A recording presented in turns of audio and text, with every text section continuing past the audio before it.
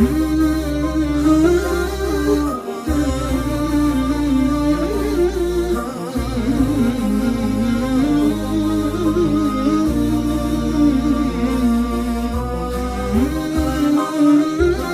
وقت ایک اسکول کے پروگرام میں شرکت ہے آج، اور کیا پیغام دیں گے آج کی مناسبت سے؟ احمد صلی علی رسول کریم۔ دیکھیں جی، قوموں کی ترقی میں سب سے جو بڑا رول ہوتا ہے وہ تعلیم کا ہوتا ہے۔ اسی لیے جب بھی باطل مسلمانوں کی تہذیب پر حملہ آور ہوتا ہے تو اس کا ذریعہ وہ تعلیم کو بناتا ہے۔ لارڈ میکالے نے 1838 اور 35 میں جب اپنے مغربی تعلیم کو بر صغیر کے مسلمانوں پر مسلط کیا، میں رائج نہیں مسلط کے الفاظ کیا، تو اس نے یہ سٹیٹمنٹ دیا تھا کہ unless we break the very backbone of this nation, spiritual and heritage of this nation and truly dominated، کہ جب تک ہم اس قوم کی کمر کو نہ توڑ دیں، ان کی تعلیم، ان کی ثقافت کو ڈیمیج نہ کر دے، اس وقت تک ہم ان پر غلبہ نہیں پا سکتے۔ تو اس کے ذریعے سے پھر لوگوں کو ایتھیسٹ بنایا جا رہا ہے، لبرل بنایا جا رہا ہے، سیکولر مائنڈڈ بنایا جا رہا ہے، انلائٹڈ اور روشن خیالی کے نعرے میں، خوشنما اور دلربا نعرے کے اندر ان کو اللہ سے دور کیا جا رہا ہے۔ تو ایسے پرفتن اور پرشوب دور میں، ایسے سیناریوں میں، ایسے اداروں کا ہونا جو مذہبی تعلیم کے ساتھ ساتھ عصری تعلیم، جس کو ہم کنونشنل ایجوکیشن کہتے ہیں، وہ دے رہے ہیں، لیکن ان دی لائٹ آف قرآن و سنت اور اسلامک ماحول اور انوائرمنٹ کے اندر، تو میرے خیال میں ہمیں ایسے اداروں کو پروموٹ کرنا چاہیے اور ان کو انکریج کرنا چاہیے، اور میڈیا کے اعتبار سے آپ حضرات کو چاہیے کہ ان کی پرفارمنس کو، کارکردگی کو ہائی لائٹ کریں۔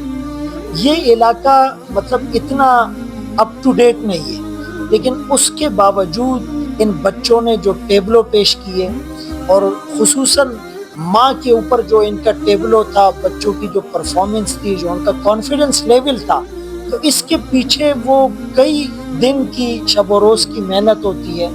تو یہ سارا کریڈٹ قاری عبدالباسط صاحب کو، اور ظاہر ہے ان کا جو پورا اسٹاف ہے ان کو جاتا ہے، اور ان کے والد مرحوم مولانا سمیع اللہ رحمہ اللہ نے اقرا رفعت الاطفال، یعنی بچوں کو بلند کردار بنانا، یعنی اس نام کے اندر بھی ان کا ایک میسج ہے جسے ہم سائلنٹ اور پولائٹ میسج کہتے ہیں۔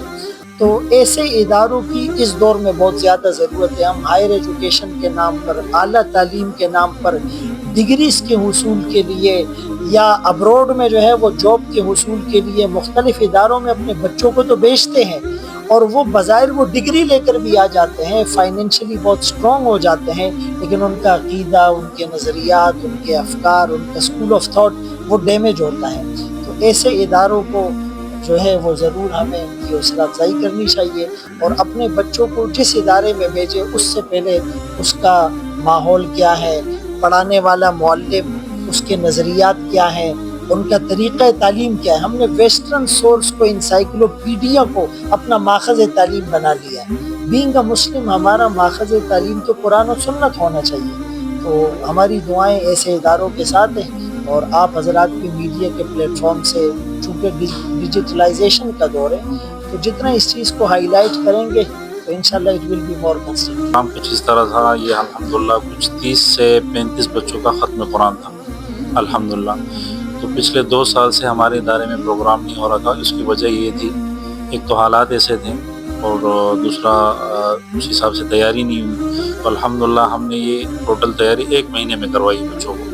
ختم کب کے ہو چکے ہیں، ویسے تو 40 سے 50 بچے تھے ناظرے والے جنہوں نے ناظرہ کمپلیٹ کیا، لیکن ہم نے 30-35 بچوں کا ہم نے ابھی سند وغیرہ دی، اور اس کے بعد انشاءاللہ اگلے سال میں باقی بچوں کو دیں گے۔